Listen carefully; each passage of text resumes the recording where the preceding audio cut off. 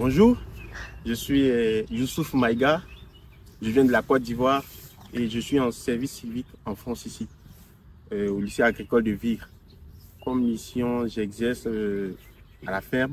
Il faut dire que nous sommes deux. J'ai ma collègue qui, elle, a pour mission d'exercer à l'atelier de transformation, mais qui actuellement est en stage à Saint-Lô. Dans quel cadre tu es venu étudier en France? Donc du coup, je me répète, je suis en service civique. Le service civique, c'est un échange en quelque sorte. Je suis là, il y a un partenariat entre le lycée de Vire et le lycée dans lequel je suis ici, qui est un lycée agricole en Côte d'Ivoire. Donc je viens apprendre et aussi transmettre ce que je sais faire et transmettre aussi mes connaissances de ma culture, de vendre la Côte d'Ivoire en quelque sorte, instruire les Français sur la culture ivoirienne. C'est un échange culturel aussi et pédagogique. Donc, il y a un étudiant français qui est en Côte d'Ivoire? Il y a plusieurs étudiants qui vont en Côte d'Ivoire et dans d'autres pays. Le service civique, ce n'est pas que la Côte d'Ivoire, ça concerne tous les pays du monde. Et même les Européens, les Asiatiques, tout le monde. Du coup, je sais que pas de ce lycée, mais il y a un lycée agricole de La Roche-Yon. Ouais. Il y avait 2 étudiants qui étaient dans mon lycée l'année dernière. Mais c'est volontaire. Hein. S'il y a des étudiants qui se portent volontaires, ils y vont, mais s'il n'y en a pas, il n'y en a pas. On travaille sur la génétique. Voilà. Parce qu'il faut dire que toutes les vaches n'ont pas forcément des meilleurs rendements. Donc on fait une sélection de reproduction. Quand on a les meilleures vaches, on les met à la reproduction. Et quand les vaches qui ne sont pas meilleures, soit on cesse de les reproduire, on les réforme ou soit elles sont là juste pour produire du lait. Mais on ne les reproduit pas. Du coup, on les accouple avec des semences de taureaux, de viande, en fait. C'est-à-dire, on donner des veaux pour pouvoir relancer le cycle de production de lait. Parce qu'il faut dire que c'est après chaque village que la production de lait s'active chez la vache.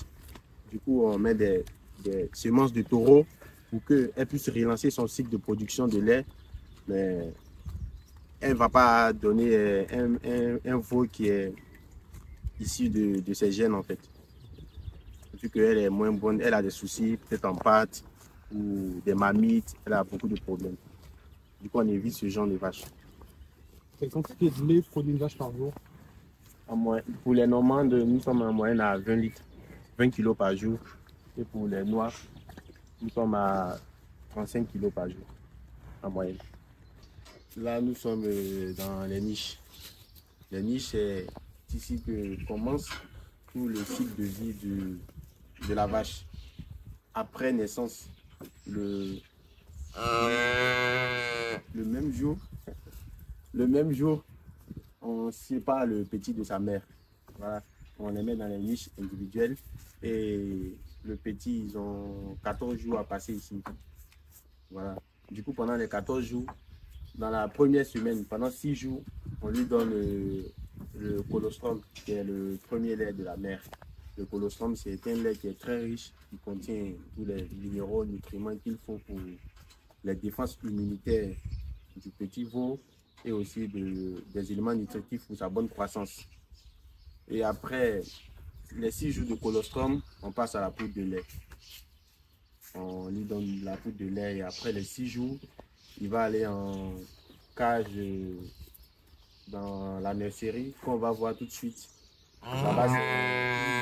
Ils vont commencer les premiers pas dans la vie sociale parce qu'ils seront en collectivité. Donc là, nous sommes dans la nurserie. Après les niches, après les 14 jours passés dans les niches, les veaux sont automatiquement mis ici. On les met soit à 2 ou 3 en fonction de la période de naissance. S'ils sont nés dans la même semaine, pour ne pas qu'il y ait trop d'écart, donc on les regroupe par catégorie. Et ici, ils sont nourris à la poudre de lait. Vous voyez, ces anneaux-là, c'est pour poser des seaux dedans. Donc on prépare le lait dans un seau qu'on pose là. Et après le lait, on les donne des granulés pour, en quelque sorte, faire une transition alimentaire. Voilà, pour qu'ils puissent s'habituer et à boire le lait et aussi à manger les granulés. En plus de ça, on a des râteliers. Les râteliers, c'est pour mettre de l'herbe, pour qu'ils, bien évidemment aussi, qu'ils commencent à manger de l'herbe. Du coup, c'est en même temps une transition qu'on effectue ici. Et les veaux, ils restent ici jusqu'au poids de 100 kg. 100 kg, c'est qui équivaut à généralement 2 mois d'âge ou maximum 2 mois et demi. Donc après les avoir atteint les 100 kg, on les envoie dans la pièce suivante. Et là, nous sommes dans la grande laisserie. De l'autre côté, nous étions dans la petite laisserie. Juste après leur sévrage, on les envoie ici. À partir de 100 kg, les veaux sont mis ensemble ici. Et ici, il n'y a plus question de, il n'y a plus une autre étape. La prochaine étape, c'est le pâturage. Et pour les faire pâturer, on les fait pâturer par saison. C'est-à-dire, si les veaux sont emmenés ici, après que les anciens qui étaient ici soient dans le pâturage, ils vont rester ici jusqu'à la saison prochaine. On ne pourra pas les amener. Et parce qu'ils sont encore un peu jeunes. Il faut un certain âge pour qu'ils puissent pâturer. Donc, avant ceux qui sont là, il y avait un groupe qui sont dans les pâtures. Et à la saison prochaine, on va les envoyer de l'autre dans un autre parc de stabulation. Et ceux-là, l'année prochaine, en été, ils vont faire leur première sortie sur les parcelles pour pâturer. Du coup, c'est comme ça que ça fonctionne. Et là, nous avons aussi les granulés. En plus du foin, on leur donne 2 seaux de granulés par jour pour complémenter leur alimentation. À quel âge se font les premières inséminations? L'insémination, on va se focaliser aussi sur le poids. Chaque femme a sa manière de fonctionner. Ici, c'est à partir de 350 kg. 350 kg, ce qui équivaut généralement à 2 ans d'âge. Présentement, nous sommes dans les 2 bâtiments de stabulation. Actuellement, il n'y a pas de vaches parce qu'elles sont toutes dans les parcelles. En hiver, on sera obligé de les ramener et de les mettre en stabulation. Elles ne vont plus sortir jusqu'en non, je confonds un peu les saisons. Mais après l'hiver, la prochaine saison, on va commencer à les sortir. Du coup, à ma gauche, c'est le bâtiment des génisses. Les génisses, ce sont les jeunes vaches qui n'ont jamais vécu, qui n'ont jamais eu de petits. Ou il y a une maternité aussi, les vaches gestantes qui bientôt doivent mettre pas. Donc on les met toutes là-bas, à gauche, jusqu'à ce que on les change de loge par état physiologique de la génisse qui n'a pas encore été inséminée, mais qui est en âge d'être inséminée ou qui a le poids, peut-être qui n'a pas encore eu ses premières chaleurs. Du coup, jusqu'à la mise bas. Au fur et à mesure, quand la gestation évolue, on les déplace. Et après la mise bas, on les envoie là. Ça, c'est le bâtiment des mères, des vaches. Toutes les vaches qui sont ici, ce sont des vaches à crête. Et nous avons des logettes. Comme matériel ici, nous avons des logettes. Nous avons le cornadi qui sert à enclencher les vaches, qui sert à leur maintenir pour d'éventuelles manipulations, pour les inséminations, tout. Et là, nous avons leur aliment en stabulation, qui est du maïs, de la luzerne et les compléments dont j'ai cité précédemment, le toutou de colza, le maïs gras et des minéraux. C'est distribué par un engin qu'on appelle la décileuse tous les matins. Du coup, nous avons le tank qui est une citerne pour recueillir le lait, qui a une capacité de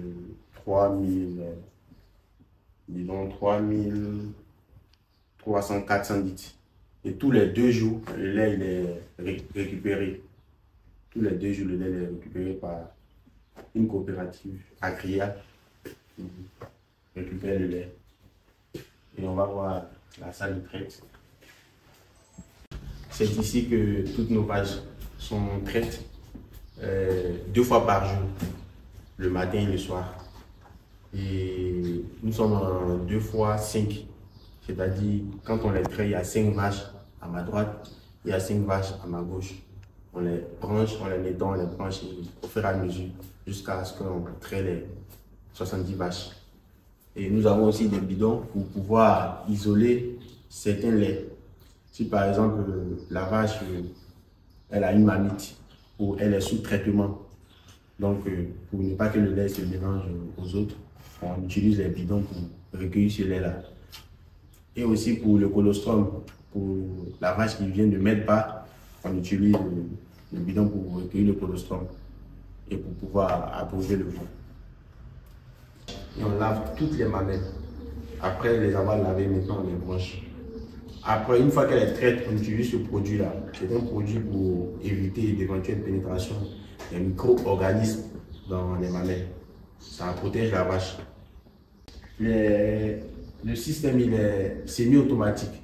Du coup, quand on branche la vache, il se décroche automatiquement.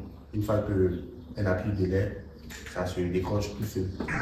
Ça, c'est un biberon de 2 litres, qui est la quantité que doit boire le veau matin et soir.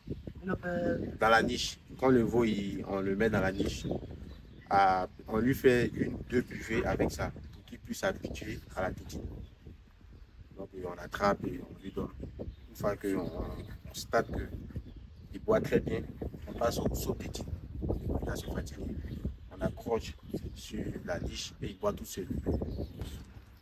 Niveau technologie aussi, ici il y a les capteurs de chaleur, il y a des applications, des logiciels qui facilitent vraiment la tâche aux éleveurs, chose que nous n'avons pas encore en Côte d'Ivoire. Il faut être un grand observateur pour communiquer avec ta vache s'il y a un problème, si elle est en chaleur, tout ça c'est avec les yeux. Par contre ici, l'application te dit tout. Si la vache elle ne rumine plus, si elle a une baisse de température, si elle est en chaleur, quand il y a quelque chose, tu reçois un message. Donc ça facilite la tâche, chose que nous n'avons pas encore en Côte d'Ivoire. Quand la vache est en gestation, est-ce qu'elle produit moins de lait? Oui, bien sûr. Que quand elle est en gestation, au fur et à mesure que la gestation avance, le lait diminue. Parce que à tel point que 2 mois avant la mise bas, on tarie la vache pour qu'elle puisse se reposer, et parce qu'elle n'a plus de lait. Elle produit en très petite quantité. Donc quand elle met bas, c'est dans cette période-là qu'on a le pic de lactation. Elle produit en grande quantité et au fur et à mesure qu'on s'approche d'une nouvelle mise bas, le lait diminue, le lait baisse. Puis il faut que vous laissiez les mamelles se reposer le temps de faire le colostrum. Oui, c'est pourquoi on lui donne 2 mois de repos. Donc à 7 mois, la gestation d'une vache c'est 9 mois, tout comme chez l'humain. Donc à 7 mois de gestation, on la tarie, on arrête de la traire et on la laisse se reposer. Nous avons ces 2 tracteurs-là. Il faut dire que la plupart, le reste du matériel, nous sommes en CUMA, qui est la communauté d'union de matériel agricole. C'est des coopératives, c'est des groupes d'éleveurs qui s'associent pour acheter du matériel et de les utiliser ensemble afin de réduire les coûts d'achat et d'optimiser l'utilisation. Parce que ça ne sert à rien d'acheter un matériel tout seul que tu vas utiliser peut-être 1 semaine dans l'année. Du coup, ça te revient plus cher. Donc, la majeure partie du matériel est en CUMA. Tout ce qu'il y a comme décileuses, ensileuses, récolteuses, hacheuses. Il y a d'autres tracteurs aussi en CUMA, des faneuses, il y a tout le matériel en CUMA. Ici, nous n'avons que ces 2 tracteurs-là. Celui-là avec une pailleuse. Donc, on se sert pour les travaux sur la ferme. On produit le maïs, on produit le blé, on produit de l'herbe, la luzerne, tout ce dont on a besoin comme fourrage on les produit. Et rien n'est acheté. Il n'y a que, comme j'ai cité tantôt, le tourteau de colza, le maïs gras et les minéraux qui sont achetés. Tout le reste, il est produit en grande quantité, à tel point qu'on en vend aussi. Et c'est tout. Nous avons aussi là le bâtiment de stockage, point que nous produisons, point la paille, afin de les utiliser toute l'année. Donc, comme matériel, toujours nous avons 4 silos, bon, 4 grands silos, et qui sont dans lesquels il y a 3 silos d'herbe et 1 silo de maïs. Celui-là, c'est le silo de maïs. Tout est produit ici. Nous sommes à 100% au niveau de l'autosuffisance en matière première. Il n'y a que le tourteau de colza et les minéraux, ainsi que le maïs gras qui sont achetés. Sinon, tout le reste est produit ici. Et nous avons aussi 4 autres silos verticaux pour conserver les granulés. Quand on achète les granulés, c'est dans ce...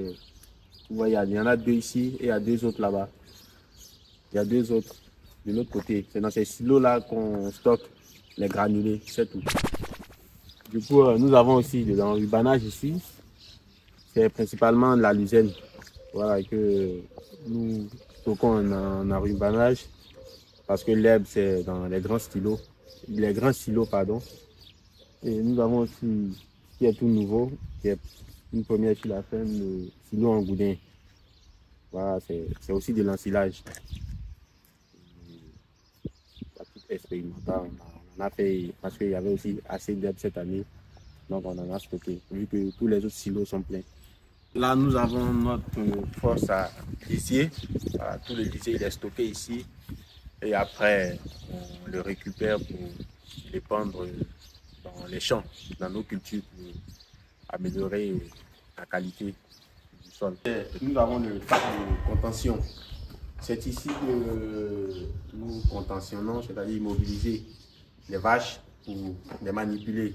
S'il y a des traitements, si le vétérinaire doit les consulter ou pour des inséminations, on les met là, on les immobilise et on les manipule facilement.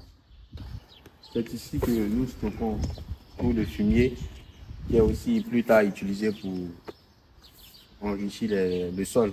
On les épand sur le sol pour les cultures et pour l'herbe aussi.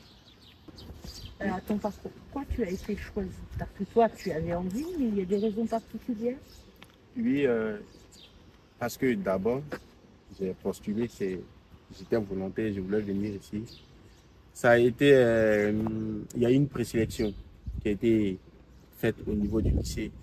En quelque sorte, ils ont tenu compte de plusieurs critères, notamment l'excellence.